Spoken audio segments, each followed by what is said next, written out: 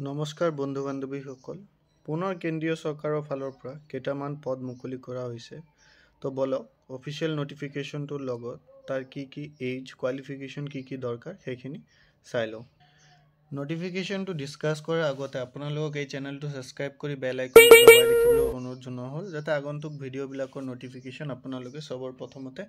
পাই থাকে তো এইটো আমাৰ দিছে অফিচিয়েল নটিফিকেশ্যনটো আহিছে আমাৰ মিনিষ্ট্ৰি অফ লেবাৰ এণ্ড এমপ্লয়মেণ্টৰ ফালৰ পৰা তো কি হয় গোটেইখিনি বলক বিতংভাৱে চাই লওঁ টোটেল আমাৰ পোষ্ট কিমান দি দিছে 1930 ভেকেঞ্চিজ দি দিছে হয় কিমান দি দিছে আমাৰ টোটেল পোষ্ট 1930 ভেকেঞ্চিজ দি দিছে তো ভেকেঞ্চিজো যথেষ্ট ভাল আৰু কি দিছে পোষ্টটোৰ নাম আমাৰ কি দি দিছে nursing officer employees state in employees state insurance corporation and ministry of labour and employment তো এইটো আপোনাৰ চেণ্ট্ৰেল গভৰ্ণমেণ্টৰ জব হয় কিহৰ দিছে আপোনালোকৰ পোষ্টটো নাৰ্ছিং অফিচাৰৰ আৰু এইটো যোনটো এক্সাম কণ্ডাক্ট কৰে সেইটো অথৰিটি হ'ল UPSC অৰ্থাৎ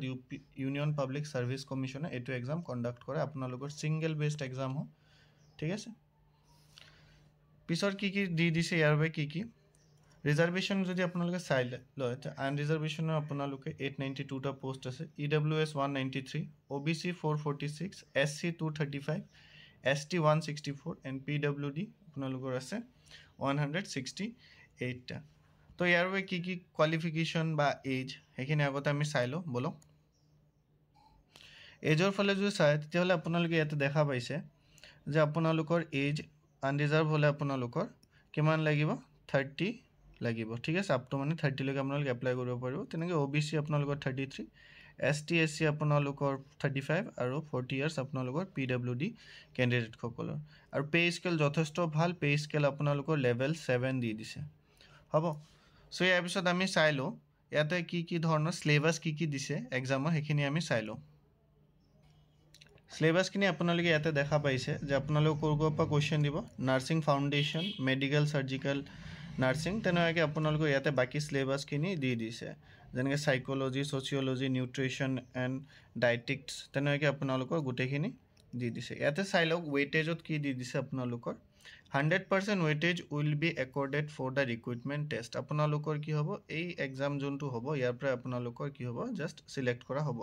যোনটো আপোনালোকৰ এক্সাম হ'ব তাৰ পৰা আপোনালোকৰ সিলেক্ট কৰা হ'ব ইয়াতে যে নেক্সট পইণ্টটো চাই ইয়াতে চাওক আপোনালোকৰ কি দিছে other details the post is permanent group B তো আপোনালোকৰ গ্ৰুপ বিৰ জব হয় আৰু পোষ্টটো আপোনালোকৰ কি হ'ব পাৰ্মানেণ্ট হ'ব আৰু আপোনালোকে চাওক প্ৰভিজন পিৰিয়ডত থাকিব সেইটো আপোনালোক কিমান হ'ব 2 ইয়াৰ্ছৰ প্ৰভিজন পিৰিয়ড আপোনালোকৰ অৰ্থাৎ ট্ৰেইনিং পিৰিয়ড আপোনালোকৰ 2 ইয়াৰ্ছৰ থাকিব তাৰপিছত আপোনালোকে জইন কৰিব আপোনালোকৰ জবত অসমত যদি এক্সাম চেণ্টাৰৰ কথা ক'ব যাওঁ তো অসমত দুটা আপোনালোকৰ এক্সাম চেণ্টাৰ আপোনালোকে দেখা পাইছে এটা হ'ল এইটো দিছপুৰ এটা দি আছে আপোনালোকে দিছপুৰত এক্সাম দিব পাৰিব নহ'লে আপোনালোকৰ আৰু এটা এক্সাম চেণ্টাৰ দি আছে সেইটো হ'ল আপোনালোকৰ যোৰহাট তো আপোনালোক অসমত দুটা চেণ্টাৰ দিছে এক্সাম দিবৰ কাৰণে সো যথেষ্ট ভালেই দিছে সুবিধাখিনি এপ্লিকেশ্যন ফিৰ ফালে যে আপোনালোকৰ চাব যায় তো এপ্লিকেশ্যন ফি কেৱল খালি আনৰিজাৰ্ভ কেটেগৰীৰ কাৰণে আছে তথাপিও মেইল হ'লেহে আপোনালোকে দিব লাগিব বাকী আপোনালোকৰ ফিমেল বা ST SC আদি পাৰ্সনসকল কি হয় আপোনালোকৰ কোনো এপ্লিকেশ্যন ফি পে কৰিব নালাগে আপোনালোকৰ গোটেইখিনি এপ্লিকেশ্যন ফ্ৰীতে হৈ যাব সো এপ্লিকেশ্যনৰ ফিটো যথেষ্ট নহয় আৰু আপোনালোকৰ SC ST হ'লে বা ফিমেল হ'লে আপোনালোকৰ ফ্ৰীয়ে দেখিবলৈ পোৱা গৈছে এতিয়া আমি চাই লওঁ এপ্লাই কেতিয়াৰ পৰা আপোনালোকে কেতিয়ালৈকে কৰিব পাৰিব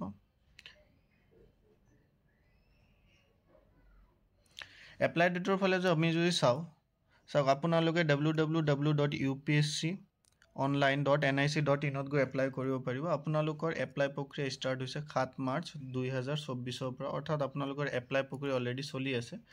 আৰু ইয়াৰ কাৰণে আপোনালোকৰ যোনটো এপ্লাই এণ্ডিং ডেট হ'ব সেইটো হ'ব আপোনালোকৰ এইটো চাই লওক 27 মাৰ্চ 2024 অৰ্থাৎ আপোনালোকৰ হাতত বেছি দিন নাই ক'ব গ'লে আপোনালোকৰ হাতত জাষ্ট আৰু 14 দিন মানহে আছে তো তাৰ আগতে আপোনালোকে এপ্লাই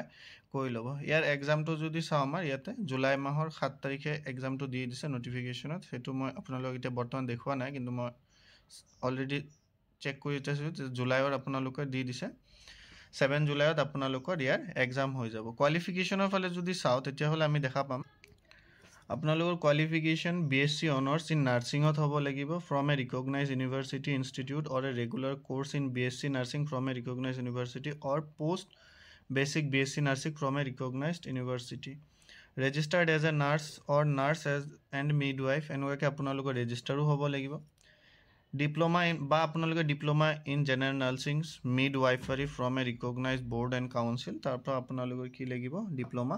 লাগিব। আৰু সেইটো যোনটো দিছে আপোনালোকৰ ৰেজিষ্টাৰ আপোনালোকে নাৰ্ছ বা মিডৱাইফৰ সেইটোৰ ক্ষেত্ৰত হ'বই লাগিব ষ্টেট নাৰ্ছিং কাউন্সিলৰ পৰা, তেতিয়াহ'লে আপোনালোকে ইয়াতে এপ্লাই কৰিব পাৰিব। ঠিক আছে, তো এইখিনিয়ে আছিল আজিৰ নটিফিকেশ্যনটো। তো সোনকালে এপ্লাই কৰি ল'ব আৰু ভিডিঅ'টো লাইক কৰি দিব, ফ্ৰেণ্ডসকলৰ মাজত শ্বেয়াৰ কৰি দিব আৰু এই চেনেলটো ছাবস্ক্ৰাইব কৰি বেল আইকনটো দবাই দিব যাতে আগন্তুক ভিডিঅ'বিলাকৰ নটিফিকেশ্যন আপোনালোকে পাই থাকে। চ' এইখিনিয়ে আছিল। চ' থেংক ইউ।